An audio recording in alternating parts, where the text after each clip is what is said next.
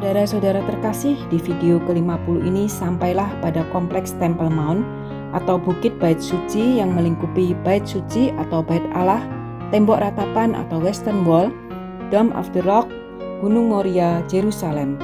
Dalam kitab suci, baik Perjanjian Lama maupun Perjanjian Baru, disebutkan beberapa kali tentang Bait Suci atau Bait Allah atau Temple of God. Siapa yang mendirikan Bait Suci? Mengapa ada tembok ratapan atau Western Wall? Apa saja yang didoakan di tembok ratapan? Bagaimana cerita Dome of the Rock, Masjid Al-Aqsa yang saat ini berada di tengah atau dekat dengan Bait Suci yang sebelumnya berdiri? Tempat ini merupakan tempat suci untuk umat Yahudi, Kristen, dan Muslim. Peristiwa apa sajakah yang pernah terjadi di kompleks Temple Mount ini? Bagaimana sejarahnya dan menurut kitab suci? Dimulai dengan Bait Suci, Bait Allah atau Temple of God. Yesus berkali-kali pergi ke Bait Allah atau Bait Suci Yerusalem, tempat paling suci di Yerusalem, untuk berziarah, mengajar, mewartakan sukacita, hukum baru. Disitulah umat Israel berkumpul untuk berdoa dan bernyanyi, kaul mempersembahkan kurban-kurban. Tempat yang juga diyakini oleh bangsa Israel sebagai tempat kediaman Allah. Dan dalam banyak hal Bait Suci bagi orang Israel sama dengan makna kota Yerusalem, Bait Suci yang mewakili penebusan umatnya oleh Allah. Dalam tradisi kuno, Yesus dibawa ke Bait Suci setelah ia dilahirkan. Lihat peristiwa gembira keempat dan kelima dalam Rosario. Yesus dipersembahkan dalam Bait Allah Lukas bab 2 ayat 34-35 dan Yesus diketemukan dalam Bait Allah Lukas bab 2 ayat 49-50.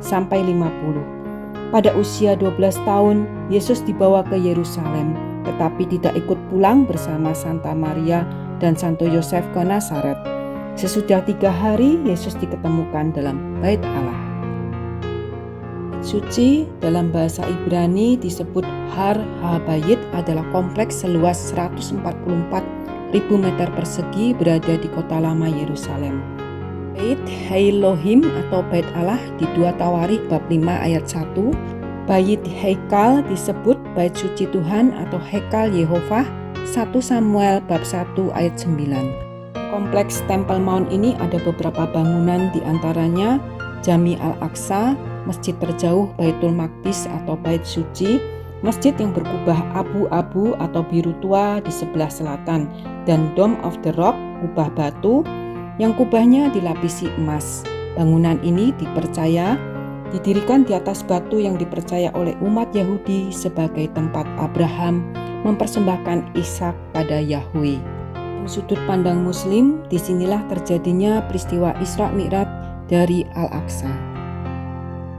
Kasnya tentang Bait Suci Allah ketika Daud menjadi raja dan berhasil mempersatukan ke-12 suku Israel. Raja Daud membeli sebidang tanah di Yerusalem di salah satu suku Yebus, suku Kanaan. Daud tidak membangun Bait Suci untuk Yahweh tapi hanya altar. Namun Salomo yang berhasil membangun Bait Suci pertama pada tahun 957 sebelum Masehi dan dihancurkan oleh Raja Nabukadnezar II, Raja Babilonia pada tahun 586 sebelum Masehi. Bait Suci kedua dibangun tahun 516 sebelum Masehi setelah bangsa Yehuda kembali dari pembuangan Babel dan dihancurkan oleh Kekaisaran Romawi pada tahun 70 Masehi. Kedua Bait Suci itu dipercaya didirikan di tempat yang sekarang disebut Temple Mount atau Kompleks Masjid Al-Aqsa. Temple Mount atau Bukit Bait Allah menjadi tempat suci untuk ketiga umat ini. Umat Yahudi terdapat Bait Allah atau tembok ratapan atau tembok bagian barat Temple Mount. Tembok ini dipandang suci karena ada bagian yang tersisa dari tembok kuno, bagian dari Bait Suci kedua. Untuk umat Kristen, tempat Yesus mengajar, mewartakan sukacita dan hukum baru. Abraham di sini mempersiapkan untuk mengorbankan anaknya Ishak. Kejadian 22 ayat 1-22. Ketiga, untuk umat Islam, tempat suci ketiga setelah Mekah dan Madinah. Dome of the Rock atau Golden Dome, dan juga Masjid Al-Aqsa. Dome of the Rock atau kubah emas atau kubah batu dibangun pada masa Umayyah tahun 691 sampai 715 Masehi. Berbentuk oktagonal persegi 8, bandingkan dengan gereja 8 Sabda Bahagia. Sisi-sisinya dibuat mengelilingi batu yang diyakini menjadi pijakan Nabi Muhammad saat Mi'raj, atau di atas batu tempat Abraham mempersembahkan Ishak anaknya. Bait suci ini ada di puncak tertinggi kota Yerusalem, berada di Bukit Moria. Tentu saja bait suci yang ada pada zaman Yesus sudah berbeda dengan keadaan sekarang. Sesuai nubuat Yesus, Matius bab 24 ayat 2, tidak ada satu batu pun yang akan tertinggal tersusun. Dan sampai sekarang di atas bekas bukit bait suci dibangun silih berganti, namun setiap usaha gagal karena bencana alam atau penyebab lainnya, sehingga tidak bisa direstorasi. Sambil memandang Dome of the Rock, membayangkan bait suci zaman Yesus, kisah kejadian-kejadian suci 2000 tahun yang lalu seolah melintas. Disinilah Yesus dipersembahkan kepada Bapanya. Disinilah Simeon dan Hana bersyukur atas Mesias. Disinilah ia ditemukan orang tuanya berbicara dengan para ahli kitab dan heran akan kecerdasannya. Disinilah Yesus sejak berumur 12 tahun sudah memilih untuk berada di rumah Bapanya. Disinilah ketika dicobai iblis di padang gurun, Yesus dibawa ke bubungan bait suci.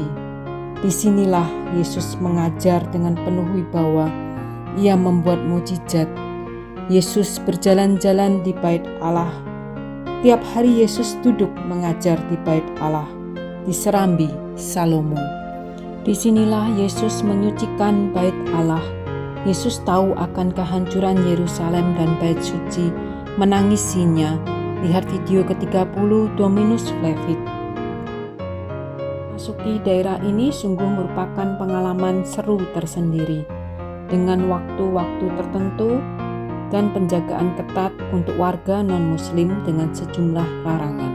Turun dari bait suci melalui Katen Merchant Gate, suatu gerbang indah Al-Katanin atau gerbang pedagang kapas.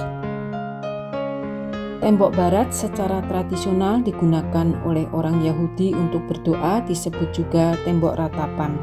Istilah tembok ratapan tidak digunakan oleh orang-orang Yahudi yang religius karena dianggap kurang pantas. Barat dapat merujuk pada dinding penahan aslinya 488 meter dan sekarang sisanya hanya 60 meter, menghadap ke alun-alun besar di kawasan Yahudi, sementara sisa dindingnya bersembunyi di balik bangunan Muslim Quarter.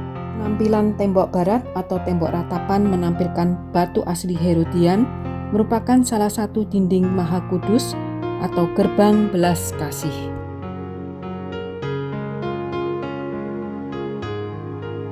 Ritual yang dilakukan oleh orang Yahudi adalah duduk berjam-jam di tembok ratapan, mengulangi Mazmur 79.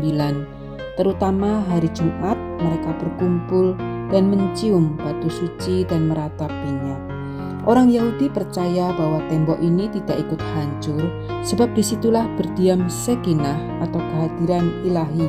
Jadi berdoa di situ sama artinya dengan berdoa kepada Tuhan.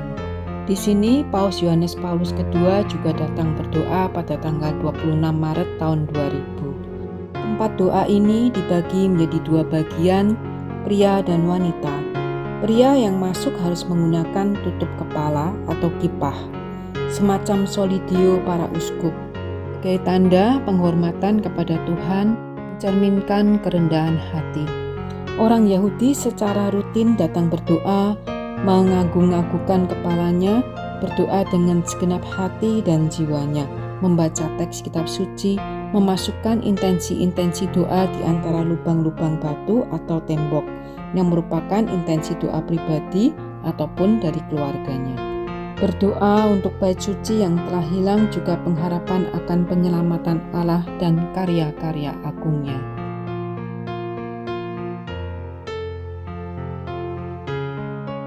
Demikianlah bait Allah, Temple Mount, House of God, seolah terlintas ketika 1000 tahun sebelum Kristus, ketika Daud menari bersama umat Israel di depan tabut perjanjian Yahwe dengan puji-pujian. Aku bersuka cita ketika dikatakan orang kepadaku, mari kita pergi ke rumah Tuhan. Mazmur 122 ayat 1. Sini mengenang Salomo kepada siapa Tuhan berkenan datang pada hasil bangunan tangan manusia. Salomo menyadari hal tersebut. Lihat nubuatan Nabi Yeremia 31 ayat 31-33, dan Nabi Yeskiel 36 ayat 24-28. Tapi bait Allah ini tempat Allah mendengarkan doa dan permohonan hamba-hambanya, mendengarkan seruan pujian dan doa-doa harian, dan Allah akan mengarahkan pandangannya pada tempat di mana namanya tinggal. 1 Raja-Raja bab 8 ayat 27-29. Dalam perjanjian baru teringat akan kata Rasul Paulus di 1 Korintus bab 9 ayat 16. Celakalah aku jika aku tak mewartakan sabda Tuhan. Tempat Yesus biasa mengajar dan mewartakan kehendak Bapanya merupakan sarana yang menghasilkan pertobatan, mempunyai hidup baru, dan melahirkan iman. Peranan bait suci, bait Allah di perjanjian baru berpindah pada Yesus Kristus sendiri. Dialah yang mewakili kehadiran Allah di tengah-tengah umatnya, firman Allah yang menjadi manusia, rumah Allah yang sejati. Yohanes bab 2 ayat 13-22. Dan ada di keempat Injil, rombaklah bait Allah ini dalam 3 hari, aku akan mendirikannya kembali. Dan pada saat Yesus wafat, tirai bait Allah terbelah 2. Dalam Dialah seluruh kepenuhan Allah tinggal. Kolose bab 1 ayat 19. Dan aku tidak melihat bait suci di dalamnya, sebab Allah Tuhan yang Maha Kuasa adalah bait sucinya. Demikian juga anak domba itu. Yu bab 21 ayat 22.